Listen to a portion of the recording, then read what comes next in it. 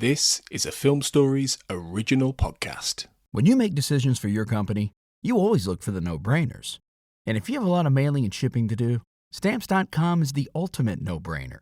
It streamlines your process to make your business more efficient, which makes you less busy. Mail checks, invoices, legal documents, books, and everything you need to keep your business running with Stamps.com. Seamlessly connect with every major marketplace and shopping cart if you sell online. Schedule package pickups through the dashboard and automatically see your cheapest and fastest shipping options from different carriers, with rates up to 89% off USPS and UPS rates. And with the Stamps.com mobile app, you can take care of mailing and shipping wherever you are, even on the go. Make the same no-brainer decision as over 1 million other business decision makers with Stamps.com. Sign up at Stamps.com with code PROGRAM for a special offer that includes a 4-week trial, plus free postage and a free digital scale. No long-term commitments or contracts. That's Stamps.com, code PROGRAM.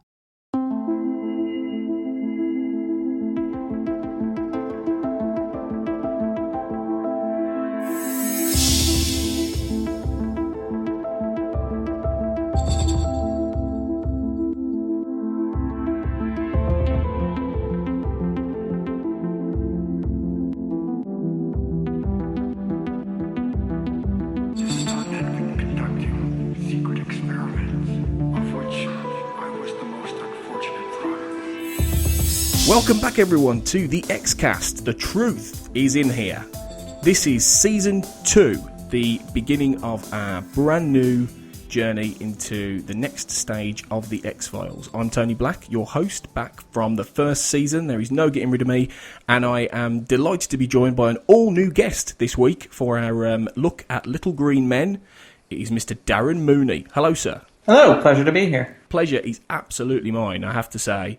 I have been, quite frankly, and I'm sorry to brown nose this early on, but I am in awe of the work that you do on your blog, which doesn't just cover the X-Files, but all kinds of other things like Star Trek and movies and all that kind of thing.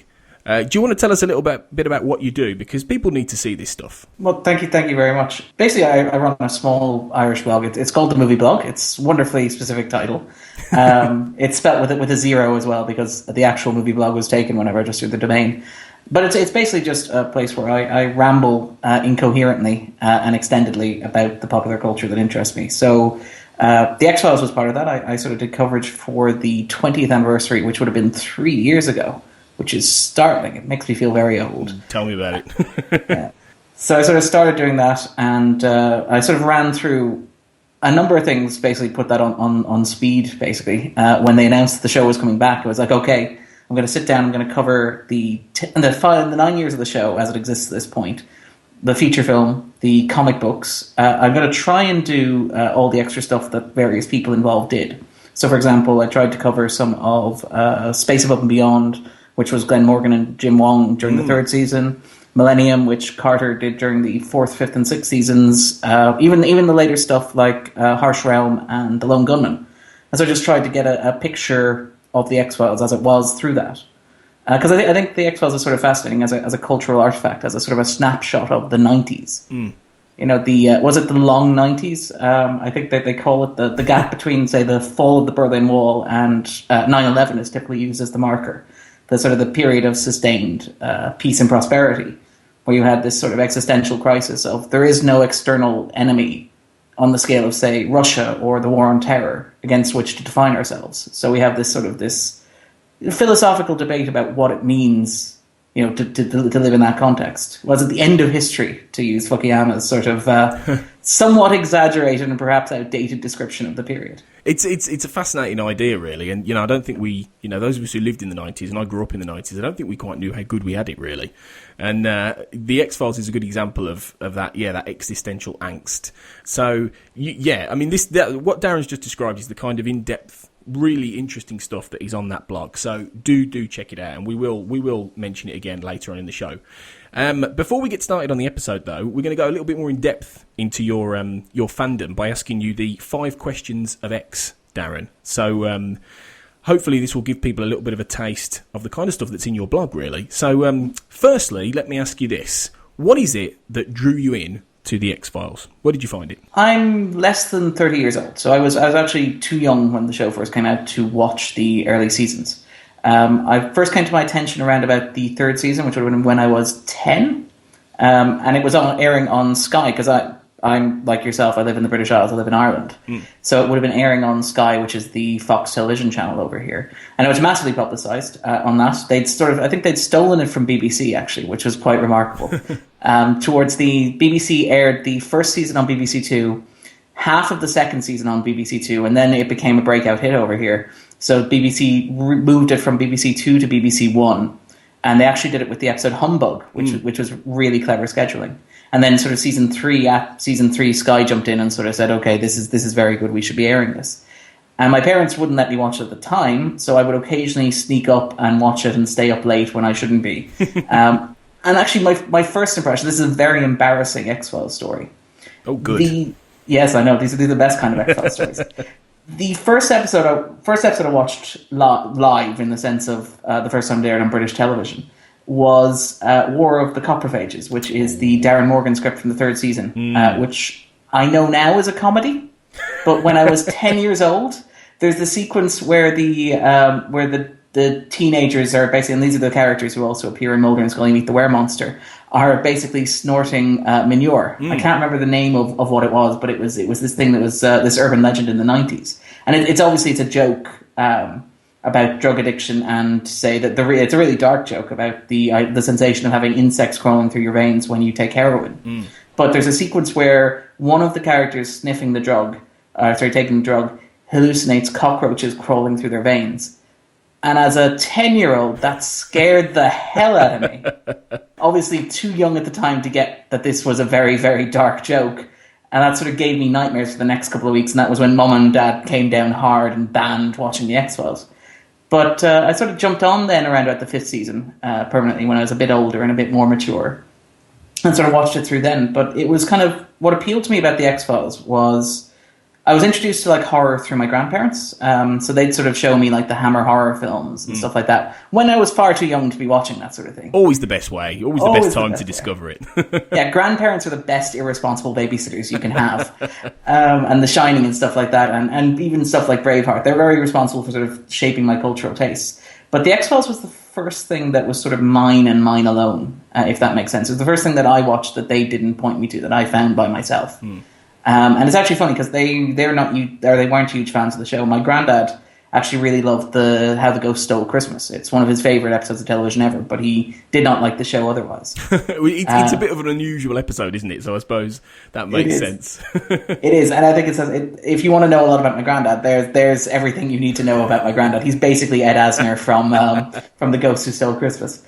But yeah, so that's sort of how I came to it, and I went back to it then on the 20th anniversary because I moved in with a roommate who also watched it as a child. And we were like, we should probably watch this and maybe see if it's as good as we remember it, and it really was.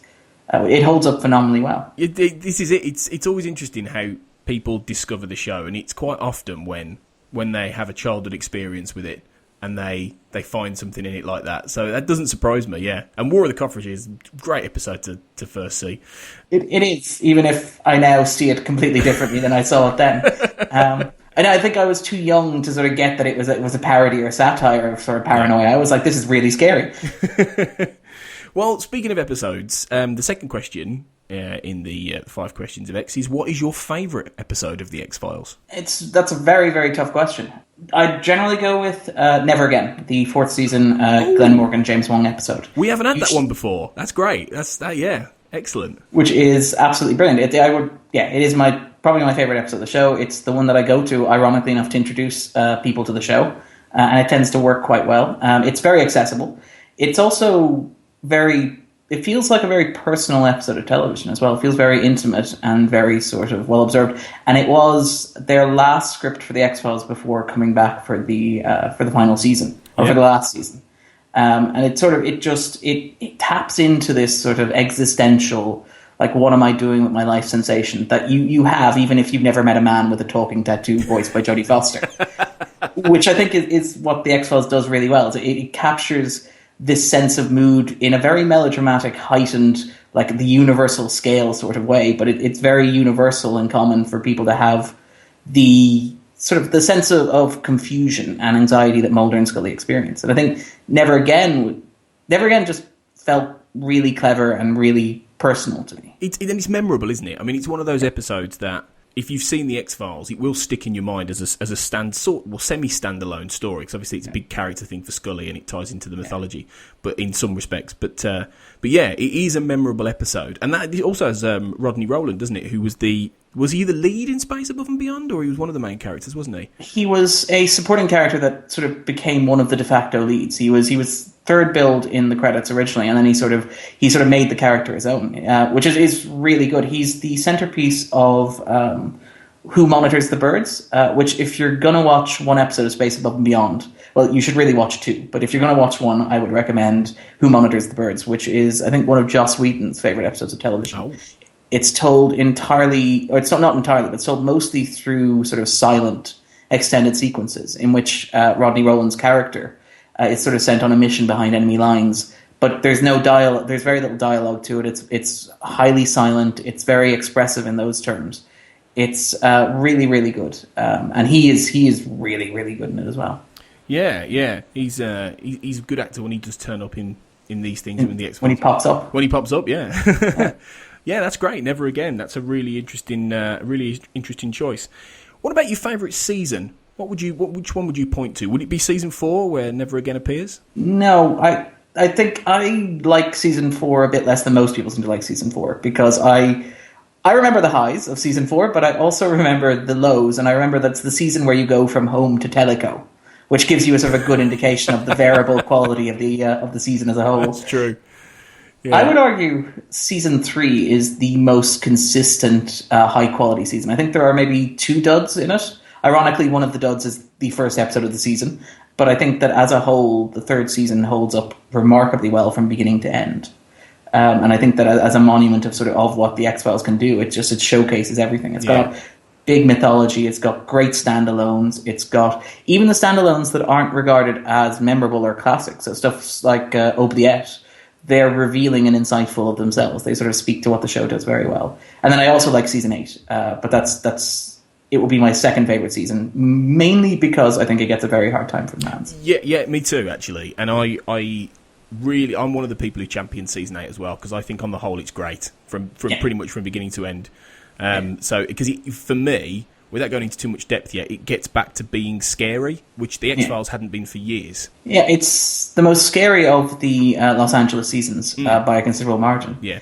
And it's also, I'd argue, and we're like 7 years ahead of the curve here, but it's also got this really cool 3-act structure as well, which is remarkable for the X-Files. Because I think one of the problems people have with how Carter approached the show, and it came up again, I think, with the mini-season, is that Carter doesn't necessarily plan ahead a lot.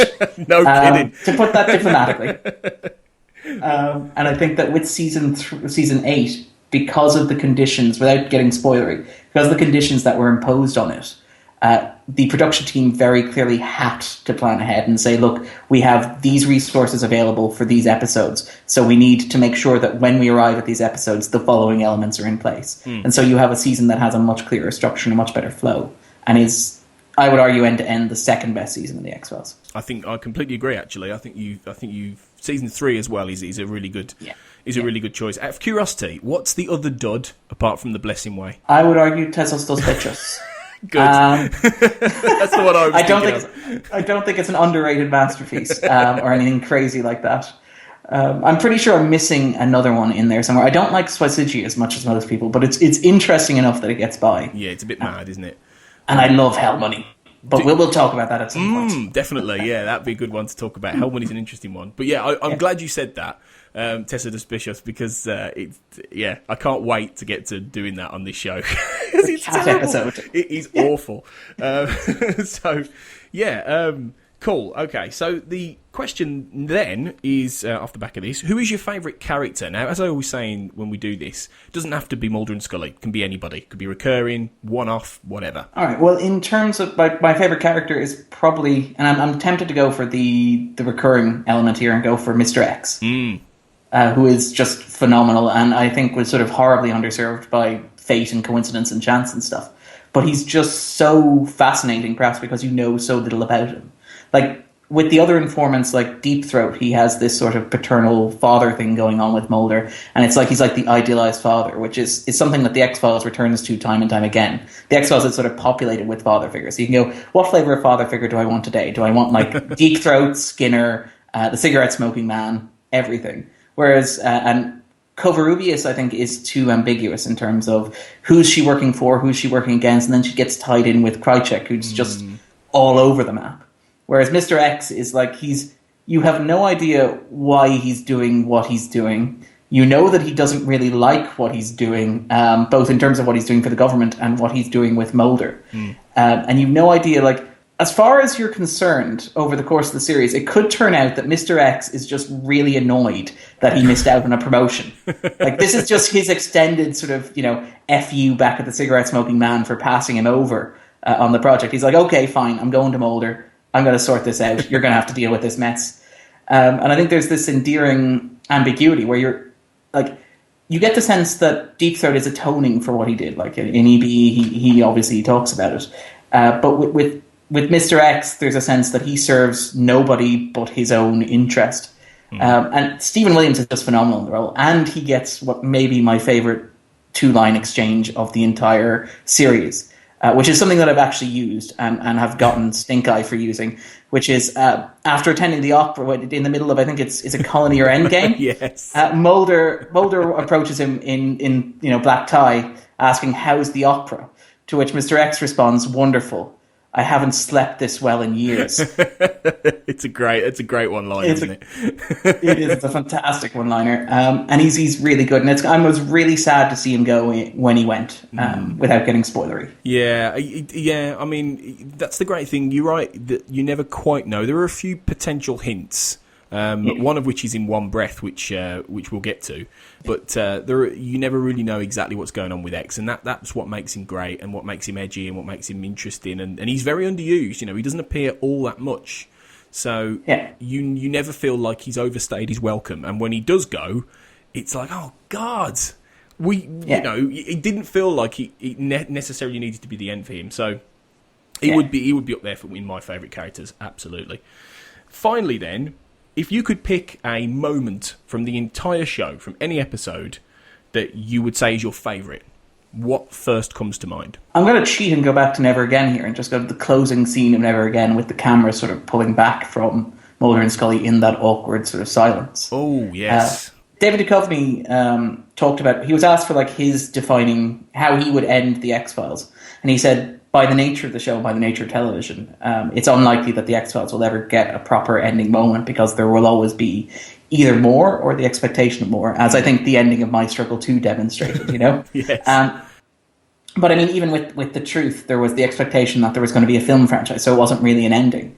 So you have like this weird bit where you can pick iconic moments. For Duchovny, it was the closing sequence of the postmodern Prometheus, where the two of them are dancing and it goes onto a freeze frame.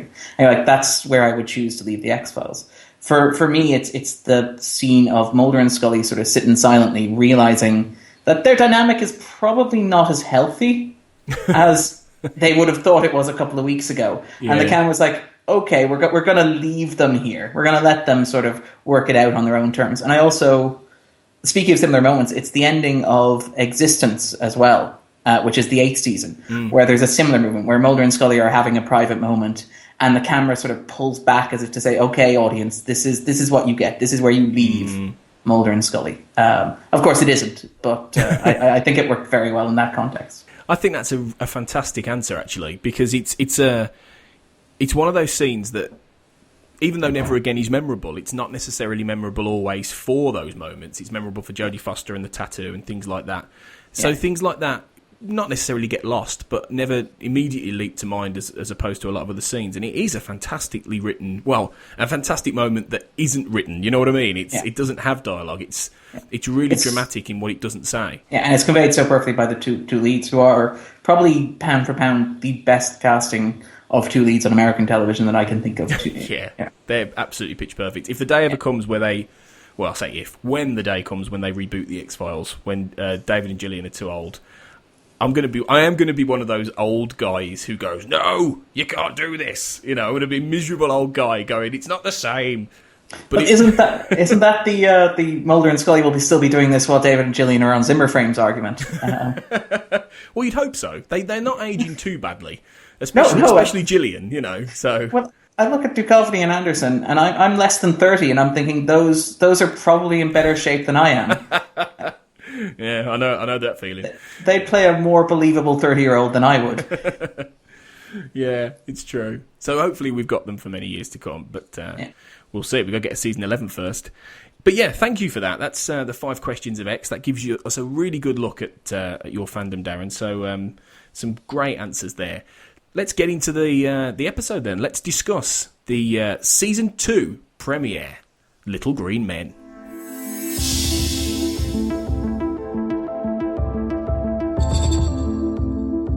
Little Green Men was the first episode of The X-Files, second season, and it first aired on September the 16th, 1994, is written by Glenn Morgan and James Wong, and directed by David Nutter. It sees Mulder, after The X-Files has been shut down, working surveillance until he gets a tip-off about a possible alien contact in Puerto Rico, and goes on a death-defying mission to uncover the truth.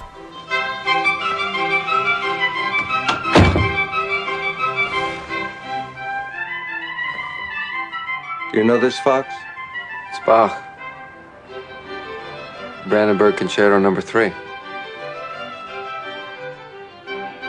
2. Good thing it wasn't a double jeopardy question. Do you know the significance of this piece? Well, recalling music appreciation with Professor Gans, Bach had a genius for polyphonic. This is the first selection of music on the Voyager spacecraft. The first. 4.5 billion years from now, when the sun exhausts its fuel and swells to engulf the Earth, this expression will still be out there, traveling 4.5 billion years. That is, if it's not intercepted first. Imagine, Fox, if another civilization out there were to hear this, they would think, what a wonderful place the Earth must be.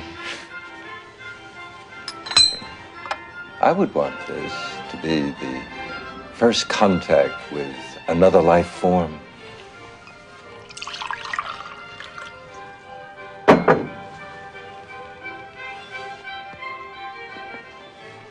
I know I've let you down.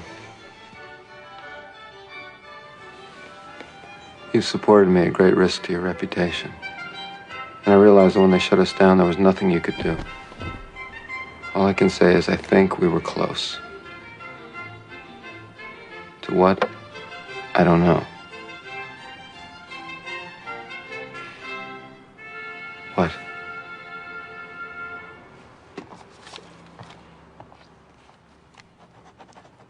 Do you like Bach, Mulder? I live for Bach. Then let's hear it again.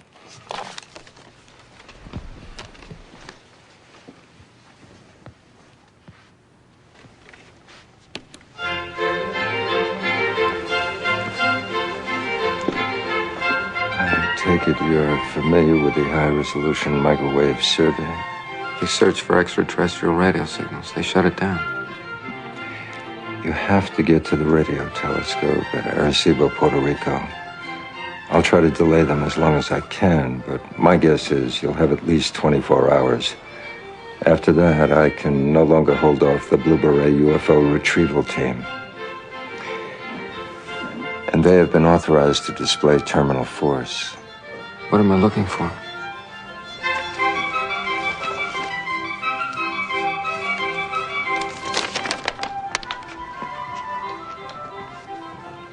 Contact. Darren, then, out of 10, what would you rate Little Green Men? I'm probably going to hedge here and say 8.5 or 9. Okay.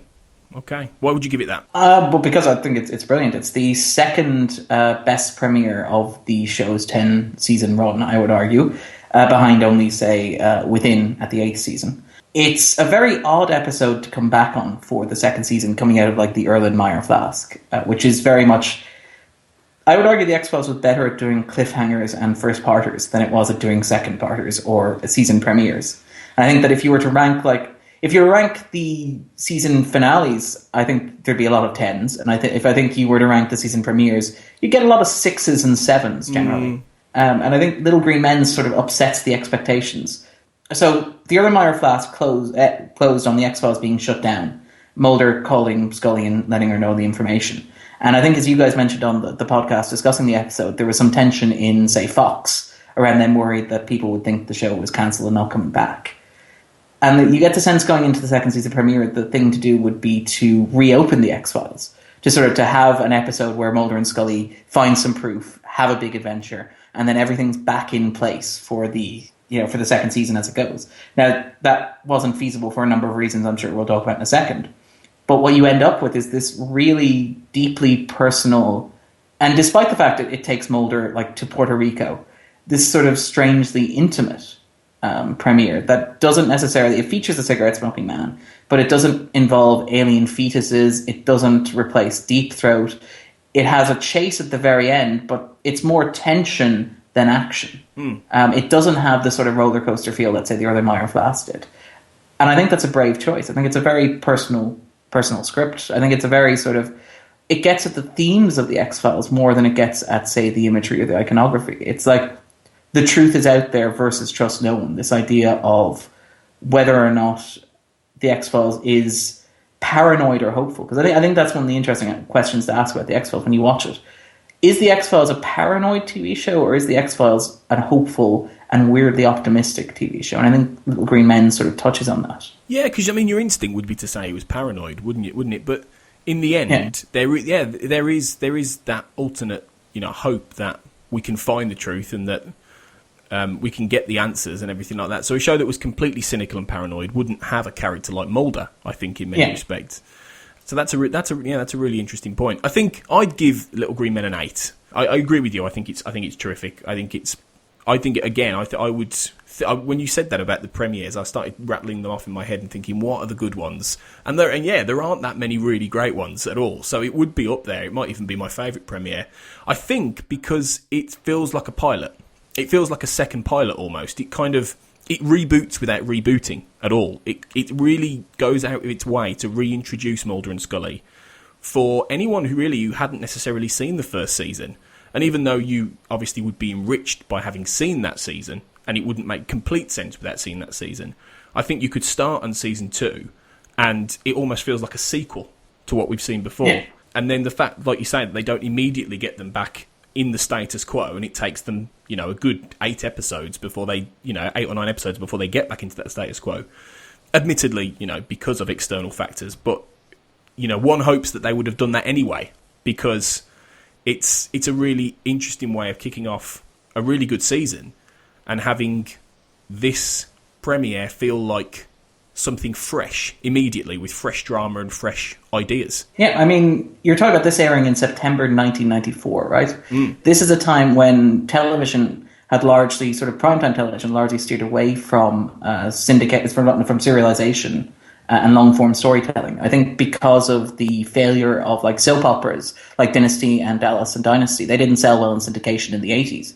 So the networks were like, okay, we want television shows where everything is reset at the end so that we can sell it to syndication and they can air it at 5 o'clock in the afternoon. And people won't have to have watched the episode that came before in order to understand. So it needs to have a fixed premise, and you need to get back to that at the end of every episode. So I think it's easy to undersell how radical the idea of going, okay, the X-Files are closed, and they're staying closed, is in terms of a television show called The X-Files in September 1994. Yeah, it was a brave move. It was a really brave move. The original idea for this episode wasn't to send Mulder to Puerto Rico, but apparently it was going to be that he go to Moscow. And Chris Carter was originally going to write the script, but then he offered it to Morgan and Wong, and they decided that he wouldn't go to Russia. Quite why he wanted to go to Russia isn't clear, but maybe he just liked the idea of, trying to make Vancouver look like Russia, which wouldn't have been that hard to do because they do it later.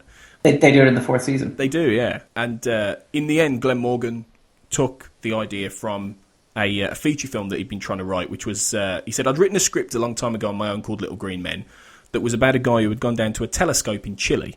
It was never made, but there were many elements that I liked. And then so they basically tried to port that idea, they did, they ported that idea into Mulder and then refashioned it for the X-Files. And they wanted to include something with the SETI background right from the first season and for Deep Throat.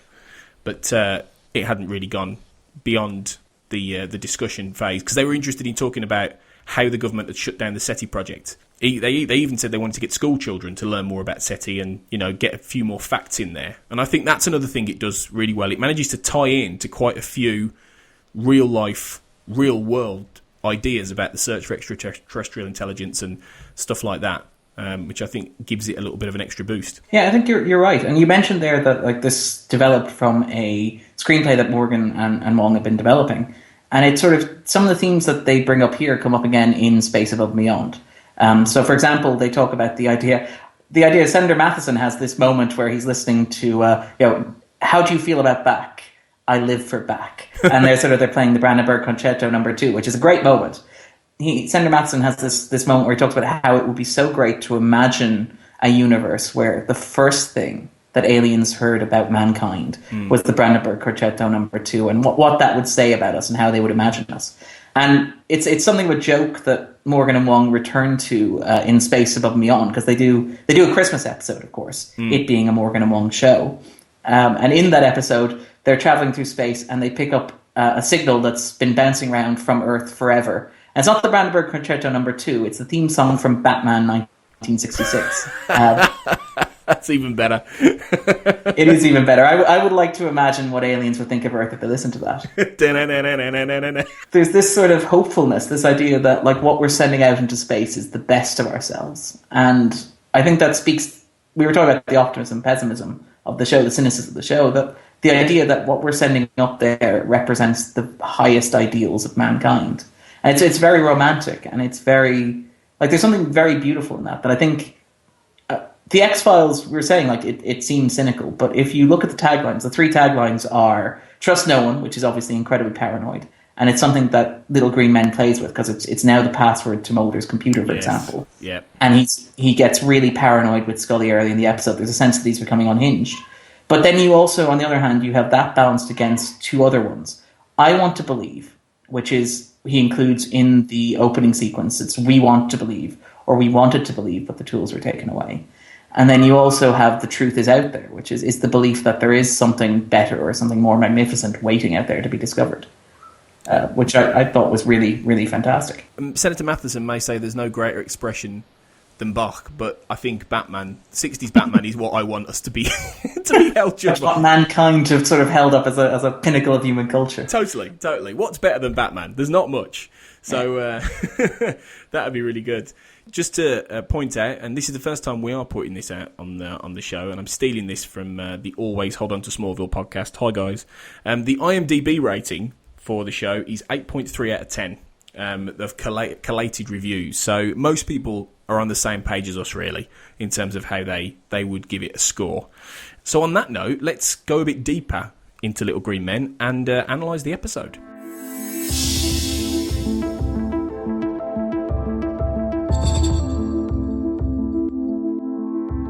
So it begins with the teaser, which, as we've talked about, has the Mulder doing one of his first ever voiceovers. In fact, it is his first ever voiceover, I think, that he would do to a lot of episodes going forward over the seasons. And it became a little bit of a Chris Carter crutch in some of the mythology episodes, where Mulder would do a nice little ramble for 2 minutes to fill out some time about something metaphysical or whatever. But I think in this case, it's a nice way of introducing the idea of Voyager and tying that into the idea of the signal being, received at the end of the teaser. And it's a nice way of landing us back into the show, I thought. Plus it has a back soundtrack, which is really cool. Yeah, it does, yeah.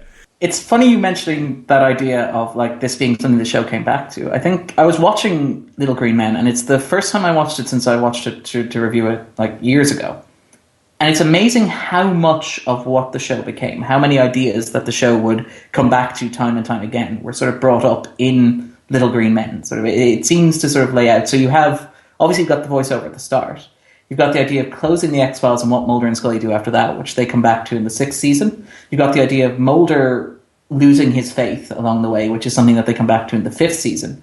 And you've got this idea, like, there's a line in the car park where Scully says, "Don't give up," which Carter incorporates into, obviously into I Want to Believe the film, but also into My Struggle 1 as well.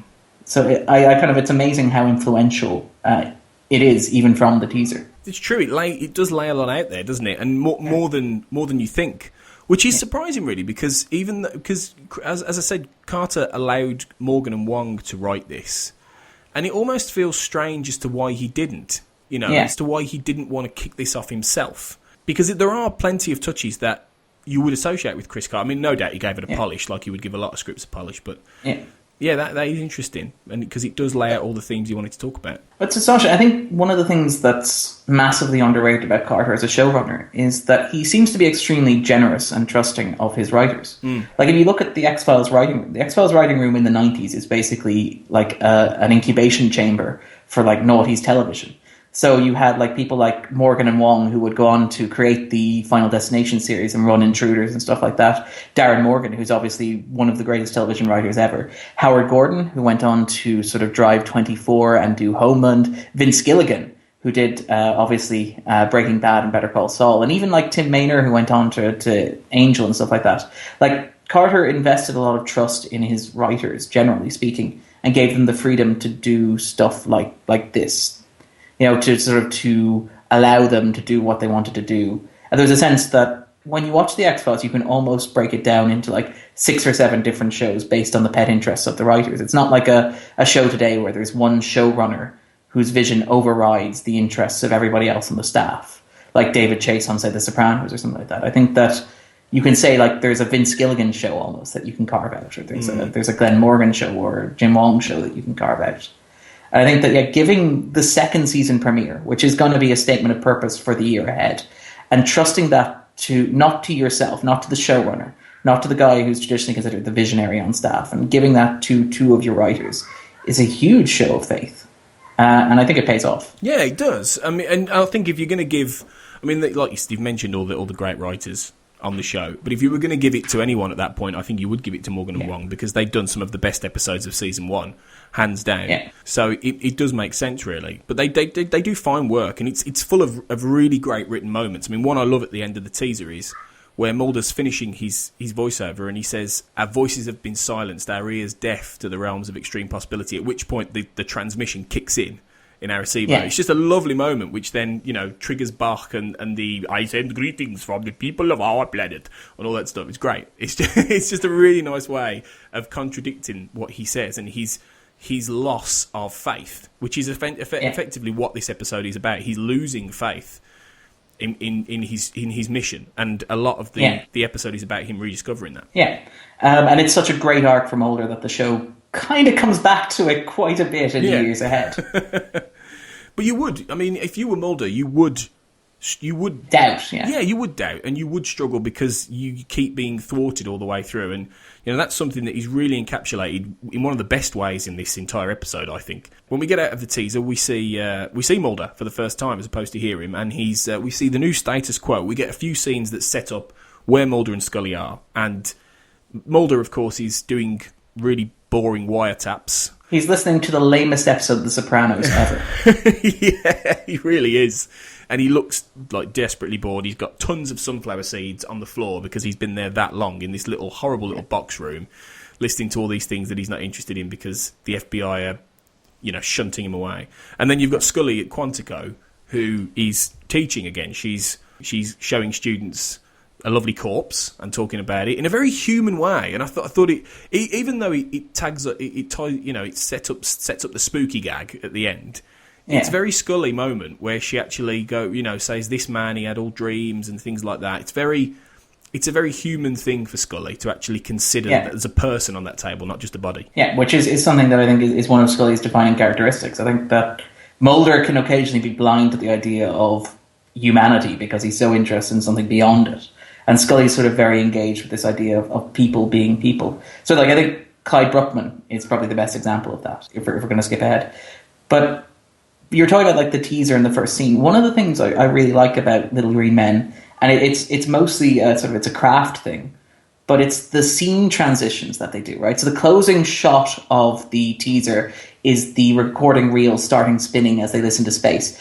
And the opening shot of the first act is the recording reel spinning as Mulder's listening to something more banal. That's very true. And there's a number of those clever transitions throughout. So you have you then go to the Watergate tape. So when Mulder's at the Watergate Hotel with Scully, you then cut to Mulder watching the Watergate transmissions as a kid to get ahead. But even in that, on television, watching the Watergate hearings, it's a shot of spinning tape reels again. So you have this iconography, this idea of sort of like, what would you rather be listening to on tape? Would you be listening to people talking about strip clubs while organizing financial scams like Mulder is? Would you listen to the collapse of sort of American faith in the presidency as they do at the Watergate hearings? Or would you want to turn that microphone somewhere beyond and listen and find something wonderful, something that sounds like back from outer space, you know? It's and now I'm back from outer space.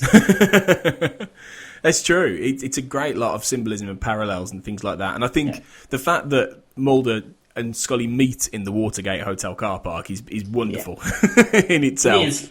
$4 an hour for parking. That's criminal. It's a really good scene with Mulder and Scully, because obviously he blanks her in the corridor and she says good afternoon, and he just and at the time you'd think, oh, it's classic Mulder being rude, but there is the element of, he later says, we must assume we're being watched. We can't be seen talking to each other because we've been shut down and it's dangerous. One of the things I really like about Little Green Men is the sense that like Mulder has sort of gone off the deep end a little bit and become overly paranoid. So like during the conversation in the car park, Scully's like, I doubled back, I checked, I wasn't followed. And Mulder's like, these people are so good that you will never know if you're being followed. And then later on, ironically, Scully is followed. And it's by the two most inept agents you could ever imagine. Terrible, aren't they? They really are. It's like, let's walk towards her. She's turning. What do we do? Panic, freeze. Make sure I show her my wire in my ear. Let's dress like tourists, but not But act like tourists. They are. But that's something that happens on the X-Files all the time. The people who are working for the conspiracy are really obviously really bad at spying. It's quite a comical thread all the way through. I like it. First, there's a suggestion throughout the X-Files that like the conspiracy is comically terribly organized. Like they have no solution, and it's something the well-manicured man, you get the sense the well-manicured man brings this up in meetings. Like the conspiracy, when something bad happens, the immediate solution is, okay, kill everybody involved. They really don't have a setting beyond that. And sort of like, I like this idea that Mulder is somehow overestimating them, in that he's like, look, if they were following you, you'd have no idea. And you're like, no, you probably might suspect it. But you see, it makes sense that he would be this paranoid for several reasons. Obviously, he doesn't do well without Scully, and if there's any like run of the show that proves this, it's this first like few episodes, especially when she's kidnapped and abducted.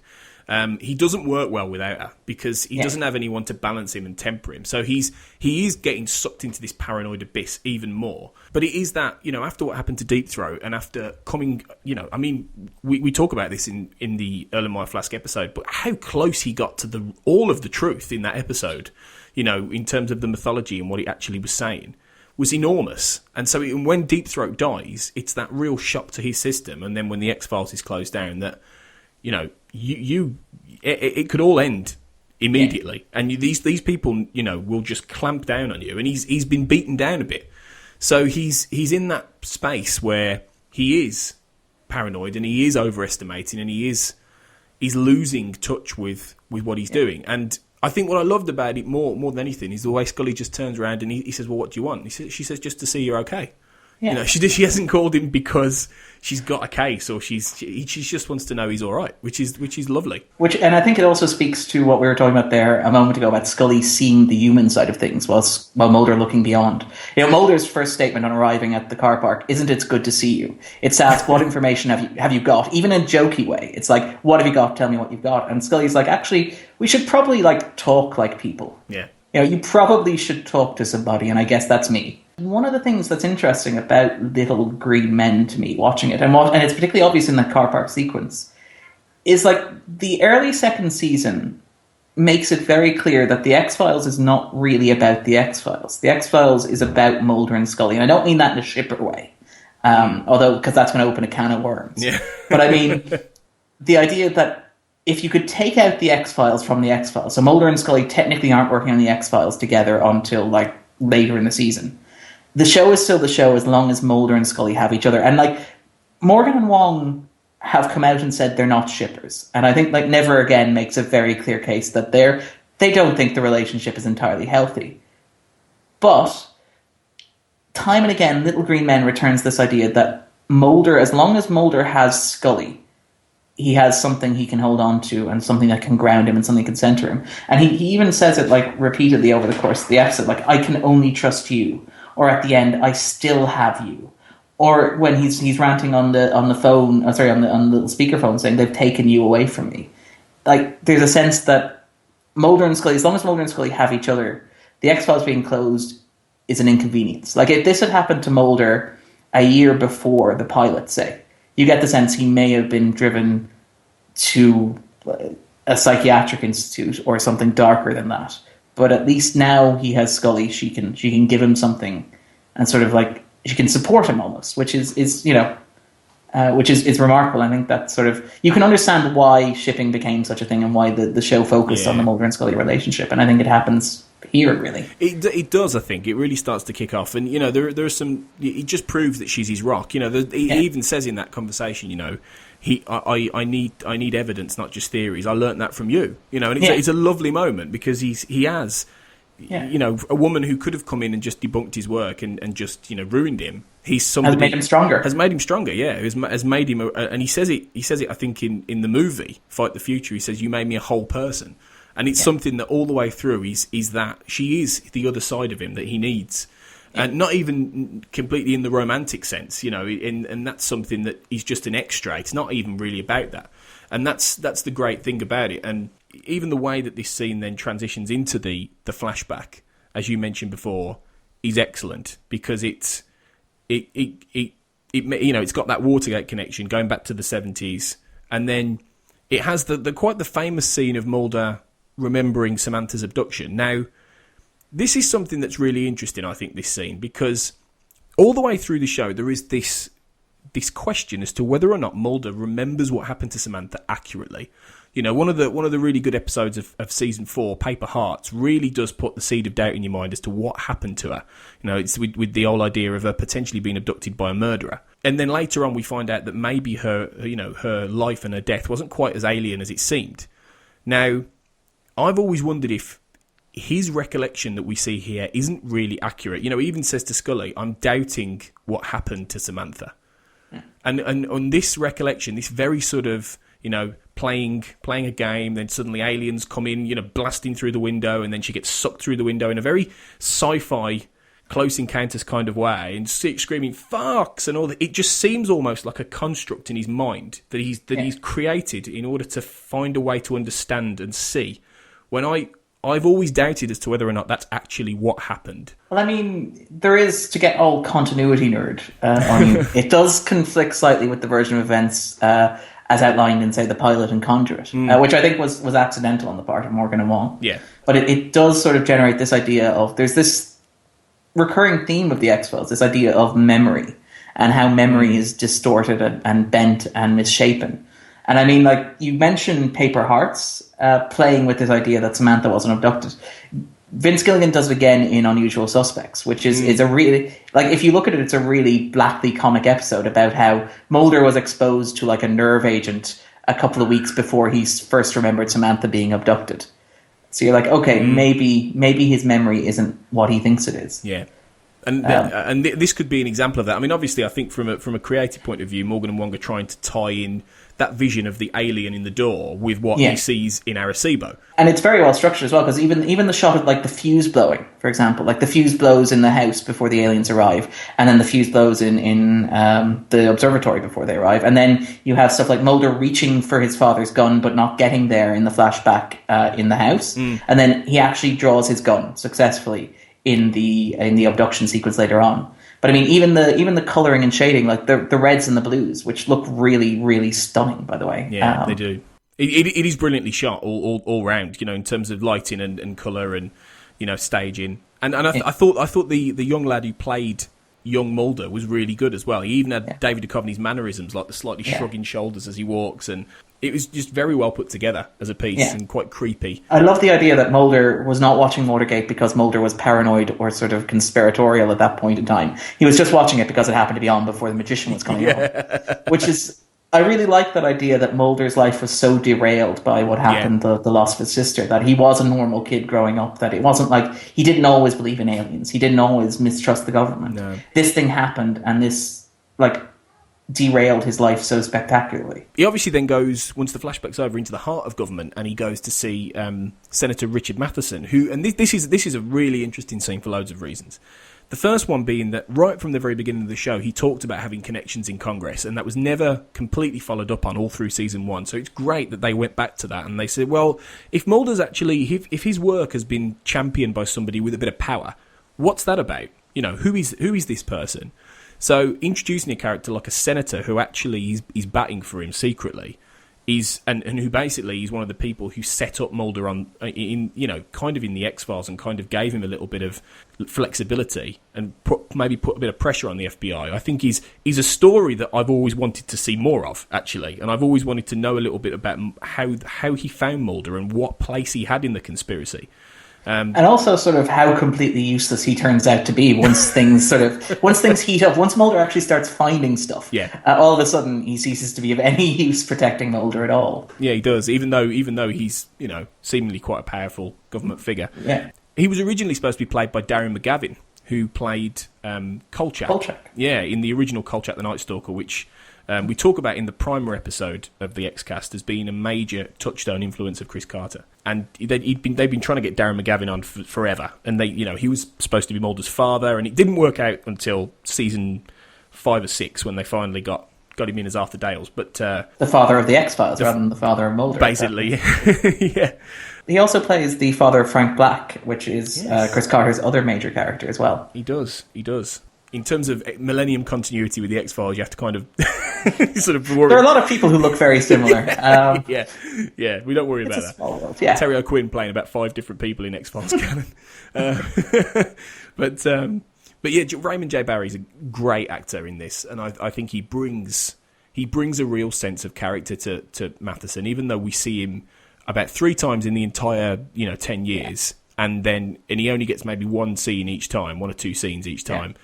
He really imbues Matheson. Of course, he's another little note. He's named after Richard Matheson, the famous author, as well. So there's lots of little in jokes. But I think he's a really fascinating character, and I think the way this scene plays out with then the using Bach and as a disguise for the actual real conversation they're having.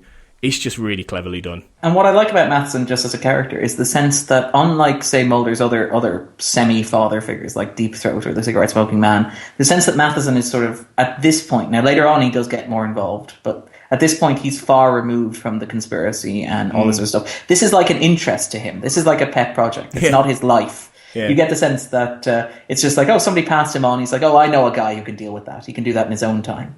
Which I really liked about it. That is an interesting way of looking at it, actually, yeah. And it makes sense in the context of Matheson's not quite having the same place in the conspiracy as everybody else that we see. All these much more shadowy figures who don't have names, and don't have exact positions. He's a man with a name, with a job, who, you can It's like find. Senator Matheson's primary interest is healthcare, but he's also a little interested in aliens. He was also originally supposed to narrate the episode, the monologue at the beginning, Matheson, but it was changed to Mulder, which I think makes much more sense. It does, although I do like Raymond J. Barry. Yeah. I really like it. He has this sort of authority and air about him, which I think he does. Might have worked okay. But Duchovny sells it very, very well. He does. His voice would have been actually quite nice as well. Yeah, true. It would have worked, I think, but it makes more sense to be Mulder. But then after this, as Matheson tells Mulder that, points him to Arecibo and says, "Contact," in a really nice little way at the end. I love that. Then we're back at the FBI, and we've got a brief moment that reintroduces Skinner and the Smoking Man when they were, a buddy duo back in the early days when they used to hang together, and they're keeping tabs, as Mulder has suspected. But what I love about these early scenes between Skinner and Smoking Man is the one-upmanship that keeps happening between them. And it's just really subtle, but it's done in things like, you know, Smoking Man pulling out a cigarette and Skinner going, nuh-uh, pointing to the little sign that says, don't smoke. Yeah. Or the cigarette smoking man acknowledging the sign, sticking the cigarette in his mouth, lighting it, puffing on it, and then walking out the door as if to say, I'm doing this because I want to, not because you told me to. I'm the boss here, mate. Yes. or even like the little scene, and I think it's in this episode, where he opens up the cigarettes and they're empty. Yeah. And he's like, have you got a top up? And Skinner's like, I don't smoke. Yeah. And it just works so well. I think those two actors play very well off each other, Mitch Pileggi and William B. Davis. Yeah. It's great. They really do. They don't have to say much in order to have that little, you know, chemistry going on, and that lovely little belligerence in the Smoking Man as well. It's making them more into characters, which over the first few episodes they really fashion much more into characters as opposed to the archetypes that they were. But yeah, obviously, so we know that they're watching Mulder and they're trying to keep tabs on what he's doing. And then Mulder's off, and he's off to Puerto Rico, and I've got to say, I think Vancouver as Puerto Rico. Yeah, they do such a good job here, I think, of actually recreating somewhere so different from the landscape of Canada, the Canadian seaboard. It's like they do. This is a great example of when they really somehow manage to make you believe you are in South America, I think. I'm not entirely convinced by that. I think I appreciate the ambition of it. I think it's fantastic for the show that was on say the budget that it was on. But I think there's stuff that you can't disguise. Like the foliage is still very clearly Vancouver foliage, despite the sound of crickets playing loudly over the or the sound check of mosquitoes, and like a little bit of fence that Mulder can just walk around apparently. But True, I might have the ambition of it. But I think this is at the point where, like, I think in the third season the show's budget goes up significantly, or even towards the end of the second. And they get much better at that sort of conveying a sense of place. Like I think in in Piper Maru, they do an excellent job of Hong Kong in Vancouver, and I think in the fourth season they do an excellent job of Russia. I think Puerto Rico, it's not entirely convincing. it's sort of like, you know, like in Magnum PI where they shot in Hawaii. Yeah. And Hawaii always had to be like when they were shooting the Vietnam flashbacks. It was always Hawaii, and they make little efforts, and you appreciate the work that they did on the budget and the time that they had. But it didn't seem quite right. It's not quite, was it EBE that has like Vancouver as the Iraq-Turkey border? Yeah, that's really bad. No, it's true. I suppose it doesn't quite completely work. I've always been sold though. I think what it is that I've always kind of, you know, found it believable to an extent. Yeah. But they do a decent job. They do a fantastic job. Yeah.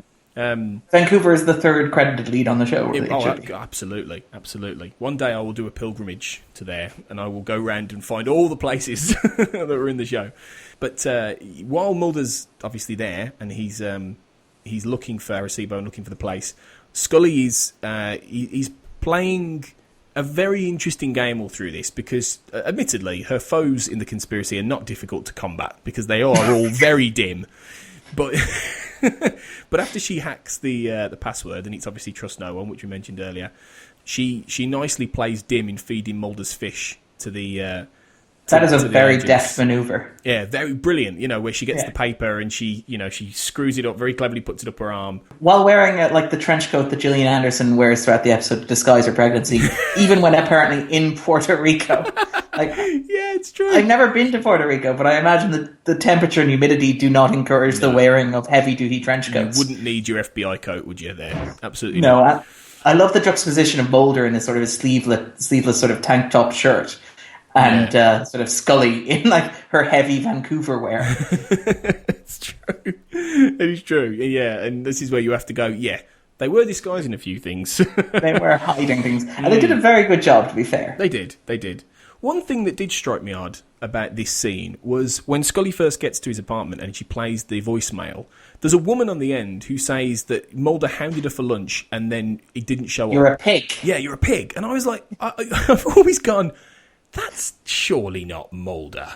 That doesn't sound like him. Yeah, it doesn't at all. And it's really weird that sort of by the time the show very clearly moves past that to the point where in the sixth season, one of the things that clues Scully into the idea that Mulder isn't Mulder in Dreamland Part 2 is the fact that he is hounding women for lunch and acting like a pig. Yeah. So it is a very strange... That sort of struck me as well when I heard that on the voicemail. Like, Morgan and Wong, they introduced the idea of Mulder being interested in pornography as well. So it seems like a very strange touch to have him be, you know, both into pornography, which became sort of like his a showcase for how dysfunctional Mulder is and how much difficulty he has relating to women.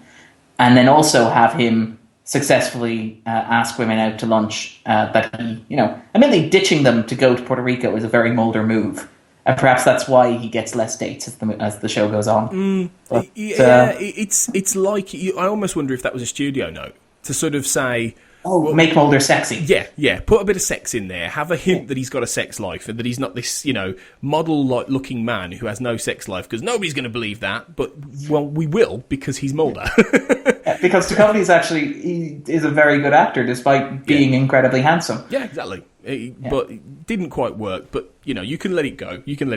You're a pig was a very 90s sort of, it was a very 90s phone message. You're a pig!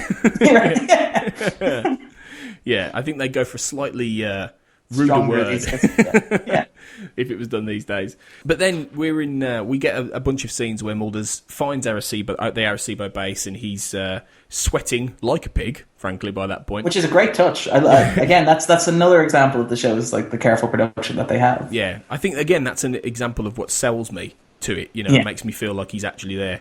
I did think, though, would he not, he's been there for a fair while now, would he have not surely have gone for a wee earlier and then found Jorge Concepcion, right? Because he's been... That's what I was thinking. I wasn't thinking the exact same thing when I watched the episode. I was thinking more like, how long has Jorge been sitting in the bathroom listening to somebody walking around outside, pressing buttons and speaking to himself? It's unusual. Surely he would have peered his head out the door. Stuck his head out, Yeah, it's odd. It does lead to a really nice sequence where the two of them have difficulty communicating across language. Yeah. And Jorge responds by drawing an alien face on the wall, which is very much like the Voyager engraving, the idea that you communicate through images as well as through music and art, which I thought was a really nice sort of structural element. Yeah, it's great, that kind of thing. It really is. It mythologizes the aliens even more and gives it much more of a... Yeah, that element of this unknown arcane knowledge just inscribed through your images. It's excellent, and I love the fact they feel the need to put subtitles on what Jorge's saying as well. That it's because you'd think that would have been a note to say, well, why can't we understand him? But that's the point, in that we get enough from his manic, and raising voices, and we know that he's seen aliens or something like that, and he's scared to death. You can pick that up from his ultimately. Yeah, it's a really good scene, actually. It gets a lot across there. One of the touches I like during those sequences is the idea that Mulder has lost all sense of time and date. So, there's the scene when after he does find Jorge, where he's recording into the microphone, which I think is a very, he's trying to emulate Scully's style. Yeah. But he's like, I found the body on, and then there's a pause, and there's a sense that Mulder has actually forgotten what day it is. And he's like 10:15. Yeah. Which I really like the idea that Mulder's so crazy and so devoted to all this. Plus, he didn't bring a change of clothes. That he's completely lost in what he's doing. Yeah, definitely. It's funny you mention about that when later on when he's talking into the dictaphone after Jorge has been frozen to death outside when he does a runner, and he's a bit terrified.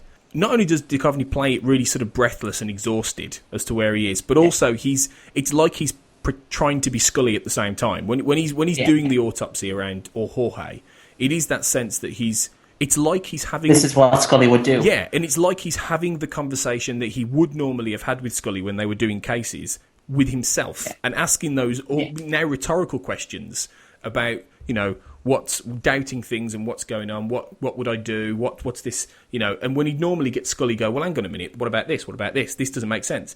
He still needs her, so he uses that self, that dictaphone in order to have that conversation with himself, and it just shows how important that is to him now, to have that dialogue, and that when he doesn't, he struggles.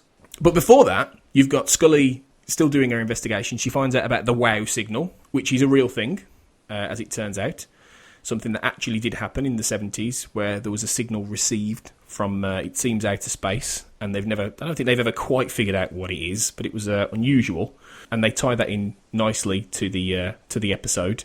And did you notice the little wink when she looks at the passenger manifest as well? There was a name on there that I recognised. Like they always do this, usually shows.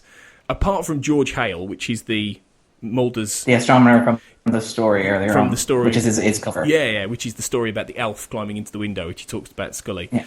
There's the name Charles Grant, who is a a writer and a novelist who wrote some X-Files tie-in novels. And I think he may have written an episode of the show as well, or contributed. Yeah, and I clocked that.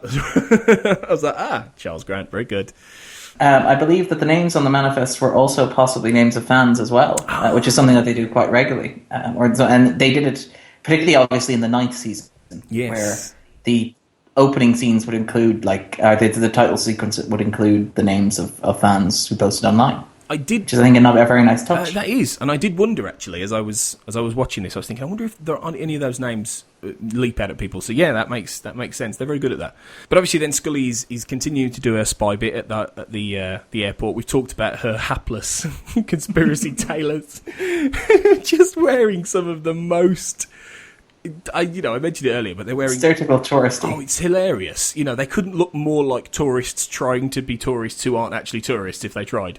But I like the way she uses her foundation mirror to do a bit of spy sleuthing work, and a bit of let's have a look around. She's very good. She's very good at throwing them off the scent here. Yeah, I like the phone call to Mulder's answering machine, knowing that it was bugged, or that they were listening in, which was also a very clever way of throwing them off. Really clever, and it's the kind of things that Scully's now picked up. She wouldn't, when we met her 24 episodes ago, she would never have thought to do that. She's learnt that now through being with Mulder and through what they've seen and through the nefarious people they've encountered. So it's good development for her, really. And then basically we get to the point where Mulder, it all kicks off in Arecibo. Mulder's on his own. He's starting to question, and he says, "What would I do if they really came?" And then they really come, almost on cue, actually. Ta-da!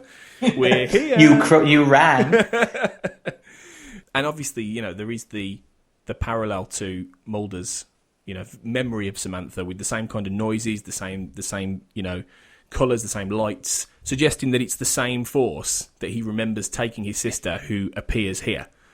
Which is intentional, obviously. But the question is I was left actually thinking, because after this happens, the first moment we see is Scully with the torchlight shining in his face as he wakes up. And I did think, did he really see any of that? So you mean, did Mulder have a giant freak out where he thrashed the room? Yeah. And sort of woke up and went, I saw aliens. Yeah. And did, much like the actual, the memory of Samantha, which may not be as clear as it seems, and may be, a collection of all kinds of alien things that he's seen or he's heard about or he's read about. Could this have been a moment where he had some sort of episode based on the stress and the pressure and everything, and he doesn't see any, and he and then that torchlight is almost the light that he thought he saw. I don't know if you got that, but there's nothing in the episode that directly says it's that, but it did make me wonder. But the episode is also very careful to ensure that there's nothing in the episode that proves Mulder saw what he thought he saw. Yeah, exactly. The episode is very conspicuously careful to make sure that there's nothing supernatural about the death of Voorhees. No. There's nothing on the tape recording. There's nothing on the printout that he can grab to take with him to prove that it happened. And I think one of the things I like about the episode is the suggestion that it doesn't really matter then. Yeah. Like, that as long as Mulder has faith, it's the faith itself that's important. Yeah, absolutely. That's right. It's not that he has to get something from this. And, obviously at the end when they find the tape doesn't have anything on it, Scully makes the very clear point that it could have been an electrical surge that did it. There was a storm. It's a very, very rational explanation. Sometimes Scully's rational explanations are a bit more far-fetched than Mulder's, but in this case... One of the things that I like about that is, though, that it's a Scully rational explanation that serves to back up Mulder. Like, it's Scully trying to reassure Mulder that it's entirely possible that he did see something. Like, usually Scully makes these crazy theories to disprove Mulder, where Mulder's like, it's obviously a liver-eating fluke man, and Scully's like, no, it could just be a serial killer. And it's like, okay, you're wrong, Mulder, is the subtext there. Here, it's like, Mulder's like, I swear I saw aliens, but the tape is blank. And Scully's like, well, maybe you did see aliens and the tape was wiped. Yeah, that's true. Yeah, she does. And because he needs that, doesn't he, at this point? Yeah. He needs her to be there and to give him that push and to say, don't stop, stop being who you are. Because there's something really sad. Well, we're skipping ahead, but we'll talk about it when we get to the closing scene. But there's something very sad in that closing scene between Mulder and Scully. Where it's just like where she reaches out and touches his hand, and they sort of, and she can't even like look at him in the eye. Like, she feels so bad and so sort of sorry. I don't know if it's sorry for him, but she does feel like this incredible sort of empathy for what he's been through. Yeah, I think she does. I think that's true. Yeah. Before we get there, though, just quickly, we have the chase sequence where they escape. Then Scully gets, she makes the point. The Blue Beret UFO retrieval team, who have been authorized to display terminal force, as Matheson says in my terrible impression of him. They're turning up to kill anyone who's at the site, and but they're kind of half-hearted. Like, they get down the bottom of the hill, and the car is in the distance, and they're like, feck it. Don't worry about it. Yeah, that's it. If anybody asks, there was nobody here when we arrived. Yeah, exactly. Would they not have had more than one truck or more than one car or something to go after them? They're not that far away. Yeah. Or even set up a perimeter, to borrow 24 parlance. Yeah, exactly. Set up a roadblock at such and such. Yeah. They should. Yeah, maybe lock the gates before we go up there. Secure the environment. People generally don't wait around for us to shoot them. Surprisingly, it's weird. Again, inept conspiracy people. Really, maybe they're just so confident that no one's ever going to get away with anything or challenge them, that they can't be asked. They're just very much it's fine. Which probably is a little bit of truth in that. But it's a good, quite pulse-pounding chase sequence, I thought. It's well executed. It really... what I like about this is that, in a lot of the time in the X-Files, the reason that Mulder manages to survive is that you've got quite a lot of people turning around and going, we can't kill him because of his crusade, or we can't kill him because of this. They would have killed him. Yes. I love that. I love the fact that they very nearly get shot. And it's great. And the scene of Mulder and Scully sort of driving away in this really old family wagon car as well. Yeah, just make a desperate escape. It's a good sequence. And then we're back at the FBI, and Mulder's getting chewed out by Skinner for leaving his really thrilling wiretap assignment to go off and hunt aliens. But Mulder this time, he does stand up to him and he says, you've been surveilling me. It's bogus anyway what you're getting me to do. And the scene nicely wrong-foots you, because up until this point, Skinner has firmly been in Smoking Man's little lap, and you firmly think that he's just going to get bollocked, and Smoking Man... Yeah. And then when Smoking Man decides to get a bit cocky and chew him out himself, Skinner goes, "Oi, this is my office. Get the hell out." It's not even that. The way the scene is shot is fantastic, because you have when Mulder mentions the wiretap, you have this wonderful shot of Skinner looking at the cigarette smoking man as if to say, "I didn't realize that you did that," and then you have Skinner saying, "Get out." And there's a pause where it's like Mulder and the cigarette smoking man both look up and they're like, "Okay, which one of us is he talking to?" That's true, actually. Yeah. and then sort of Skinner says, "Get the hell out." It's like, okay. And Smoking Man does that sort of double take as if to say, you talking to me? Yeah. But he's right over there. You're making eye contact with the wrong guy. But then he does that belligerence, doesn't he? Where he lights up a cigarette and he stubs, he's still Which making is wasteful. the point. Yeah. No wonder the guy is short on cigarettes earlier in the episode if he keeps doing it for dramatic purposes. Yeah, you ought to think of that, shouldn't he? But then it's just a really nice moment that, for the first time, Skinner becomes more than just the hard-ass boss. He becomes the guy who isn't going to take too much. It's his domain, it's his turf. Much as he is, to some extent, in the pocket of Smoking Man, he's not completely in that guy's pocket. And he will, to an extent, defend Mulder where he can. And I like that. And especially then when he turns around and says, "Get back to your job." He doesn't give Mulder anything more. He just says, go back to the surveillance. We still need more, even though you've already told me that you have enough to arrest these guys. Yeah. You're not going to get too much out of me. You're still going to play this part for now because this is your punishment. But it's just really good. And then it tees up when we really see Skinner properly fleshed out in one breath in a few episodes, where he really comes into his own as a character even more. It's a great moment, and it's a really good moment for the Smoking Man as well. It's the first point we start to see him speak more and show that element of character. It's just great. Yeah, which I think is amazing, as he sort of mentioned last year. It's the idea that they had no idea if the cigarette smoking man could act. Yeah, well, yeah, absolutely. He was just your job is to smoke a cigarette. Yeah, and look enigmatic, look menacing. Yeah. But yeah, and then we go into that final scene, which we've talked about a little bit about, Mulder hearing the tape and hearing nothing on it, and Scully touching his hand and everything, and that sadness. But that lovely moment where he says, I've got you, I've got myself, I've got enough. I've realised I've still got enough to keep going. And then you get that brilliant last shot, just as you get a really nice variant on the Mark Snow theme. You get a lovely shot of Mulder just listening at the tape, just possessed, just listening. And that's just, if there's any image of Mulder I think is perfect, it's him just listening at a tape like he's waiting for something. Yeah. And I just think that's a beauty. Visually, it just sums the guy up for me. Waiting and hoping, knowing it's blank, but hoping that it's not. Yeah, exactly, yeah. As a way to open up a season, I think it's just a really strong episode because it manages to tell a single story on its own. It's got a lot of thematic resonance. It's got a lot of ABC, a beginning and end almost, within its own little package, while spinning off all the different, things that they're going to follow up on the season, and not wrapping it up. Like you said earlier, not getting them back on the X-Files, not Skinner turning round at the end of that confrontation with the Smoking Man and saying, "I'm opening up the X-Files, Mulder, you're back." It's like you never left. Exactly. And they could we'll never speak of this again. They could have done that. They could have cheated and just sort of gone, let's reset the button a bit, and then the host onwards, it's normal. But they don't. Yeah. And I think that's brilliant. And ironically, it's something they kind of do in the Revival miniseries a little bit. Is they do sort of hit that reset button pretty hard, where it's like, Mulder, I need you to come back into the office. By the way, next week you'll be acting as if you were never off the X-Files. Yep, and don't worry about the fact that, our evil super soldier aliens want you dead in the FBI. Forget that.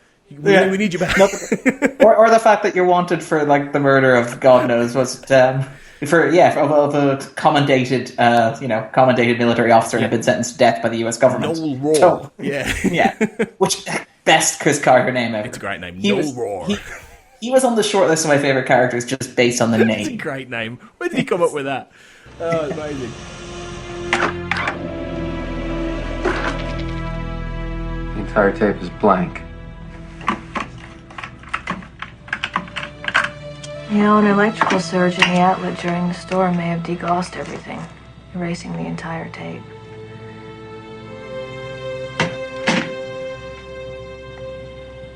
You still have nothing.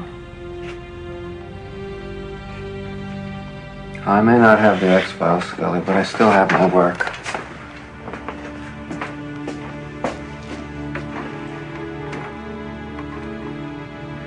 I still have you.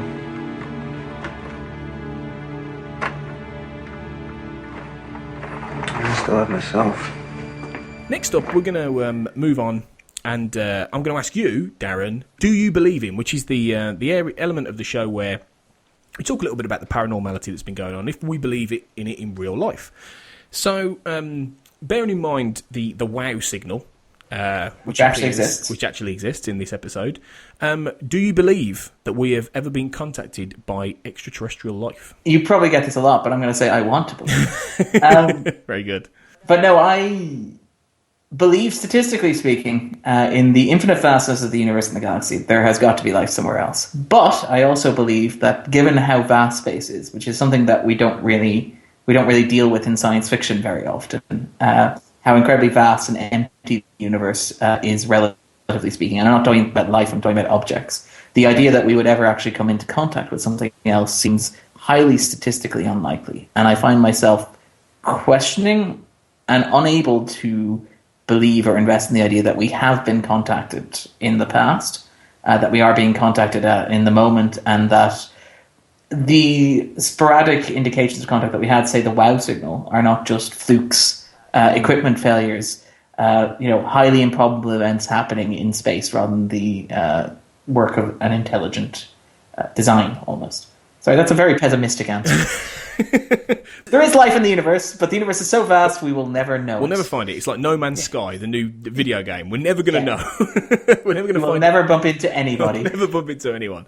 But that's a logical, reasonable assumption. In that is more likely the truth, which is why something like the WOW signal deserves a wow. And the WOW signal, just to go into a little bit more detail, if you want to look into it, it happened on August 15th, 1977. It's described a little bit in Little Green Men, but not in too much depth.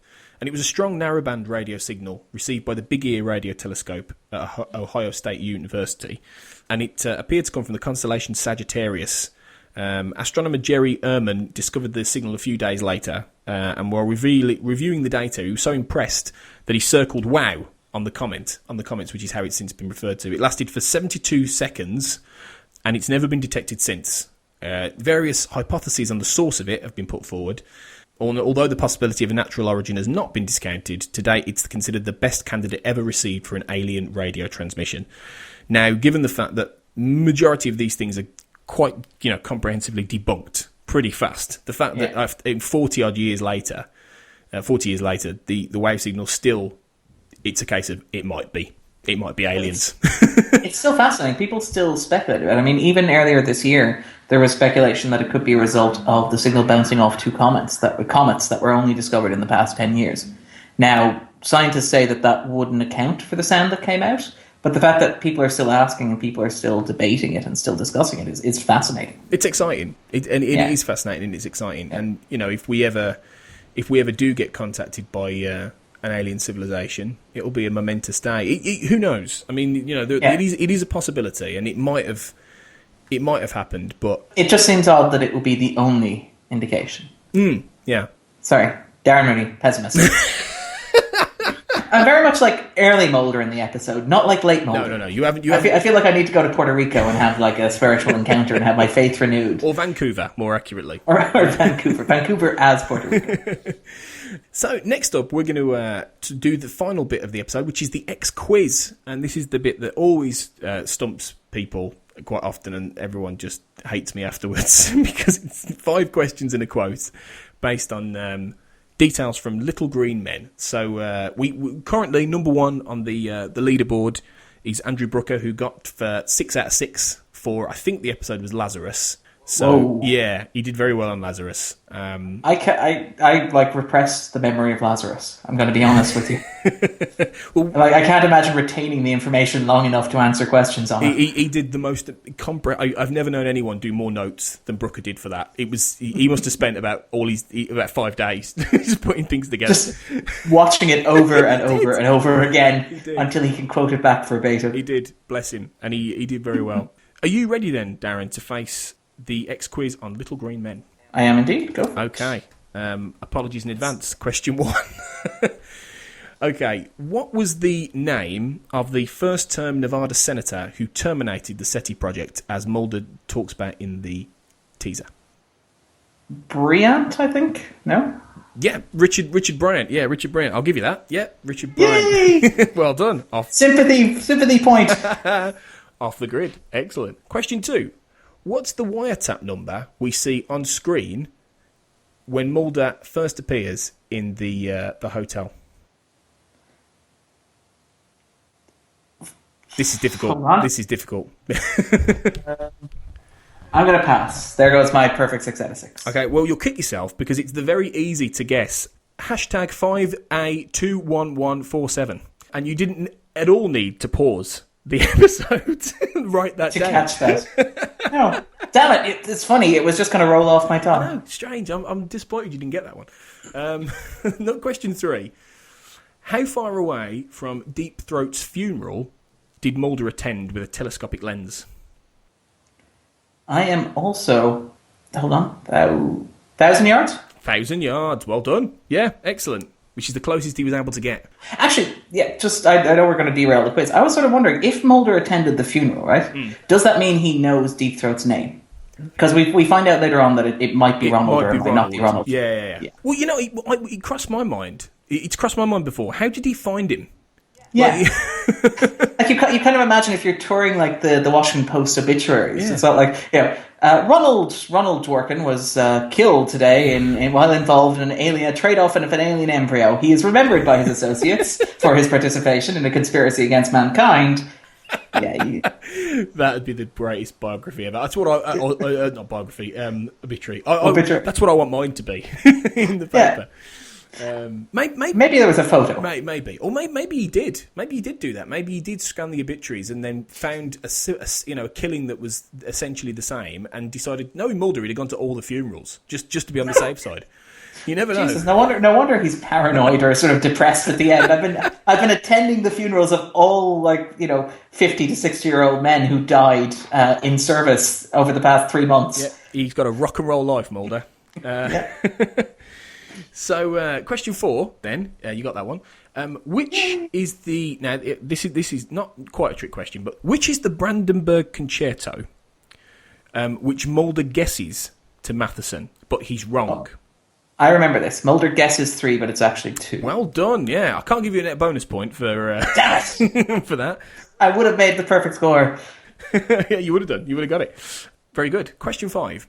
Can you name the telescope that NASA was working out of in California that the SETI astronomer mentions to Scully? Gladstone. Likely, right? Goldstone, yep. Goldstone, sorry. Goldstone, I'll give you that. It's close enough. Goldstone, okay. Yeah.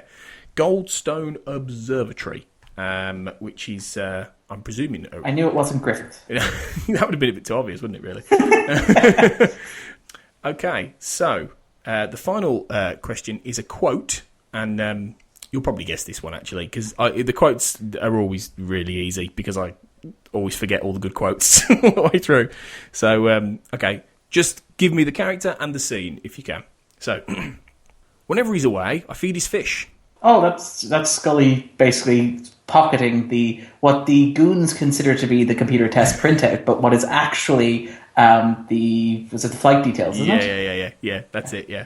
Yes. Feeding the fish. Absolutely, feeding the fish, and they say to her, just pour it all in. She goes, that'd be... That's bad for the fish, isn't it?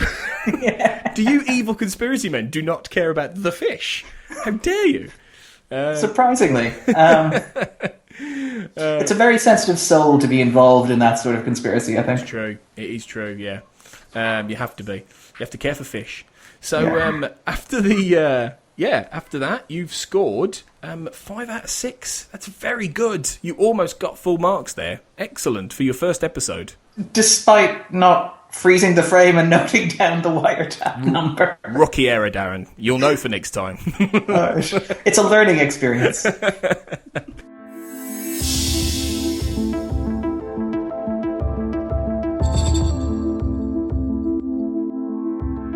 So yeah, that brings us to the end of the Season 2 premiere of the X-Cast, Talking Little Green Men. It's been an absolute joy to have Darren guest with me this time round, and you'll be back in a few weeks' time, won't you? So really looking forward to it. Absolutely, yeah, it'd be great. Until then, where can we find you online? You can find me on the movie blog, which is spelt as it sounds, except there's a 0 instead of a VI.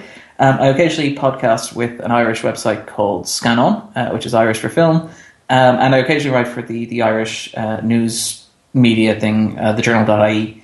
I'm also hoping to have a book published by the end of the year on the X-Files, which should be very nice. Wow, fantastic. Tell us a bit more about that. Well, it's still in the developmental phases. So I've written it and I've sent it off to the company that are looking at it, and they're basically just putting it together basically at the moment. So I'm hoping that it'll work out, and they've expressed interest, and they're pushing ahead with it as far as they're concerned. But I don't have a date yet. Well, keep us posted, because we'll do a lot of promotion for that. That's fantastic. Yeah, no, I've been very lucky. I mean, Kumail Nanjiani, who hosts another X-Files podcast, actually has volunteered. He did the intro for it, which was very nice. Wow, that's amazing. That's brilliant. It is. And also, yes, I should probably leave with he hosts another X-Files podcast and actually appeared on the show. Yes, he did. Just to bury the lead there. He got so famous with his X-Files podcast that they let him be in Mulder and Scully Meet the Weir Monster as the baddie. Yeah. So spoiler. Yeah, spoiler. Sorry. But that's fantastic. Well, the best of luck with that, and I really hope we get to talk about it on the X-Cast a little bit down the line. Until we return, you can find us at the X_cast on Twitter. Please do hit us up, add us, talk to us. We're on Facebook at the Xcast as well. Talk to us about anything X-Files related. It'd be awesome if you did. If you could also leave us a review on iTunes, that'd be amazing, because then we'll get to be even more famous and get people listening, which would be lovely as we go into this second season exploration. And if you really want to follow me, I'm at Mr_AJ_Black on Twitter, so you can look me up there. Yeah, big thanks again, Darren, for joining me. My pleasure. And thank you very much. And we'll be back very soon to look at The Host, which is a nice, creepy episode with the Fluke Man, one of the best. One of the best villains ever. And the most memorable. Yes, yeah. Absolutely. So, and a fun little bit of business for this episode. We have a new theme tune, as you'll have seen at the very beginning of the hour. This isn't me trying to cobble together Uncle anymore. This is actually a whole new theme tune we've had created by a talented artist known as Will A on Twitter, and you can find him at I am Will A. That's I am Will AYE, and he makes music and he's open for collaborations, and a really talented guy who's created a really, really cool theme tune after I put out a request.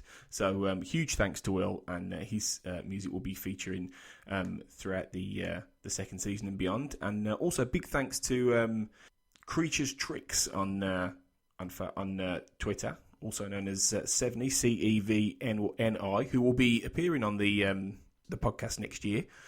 And he created his own themes, which were really good. And it was a really, really difficult decision to actually choose which one was going to be the XCast theme. So we're going to play you out today with an example of the kind of stuff that Sevni, or I think his name is Kevin, but we'll find that out soon next year, that he put together. So we'll be back next time. And until then, remember the immortal words: trust no one.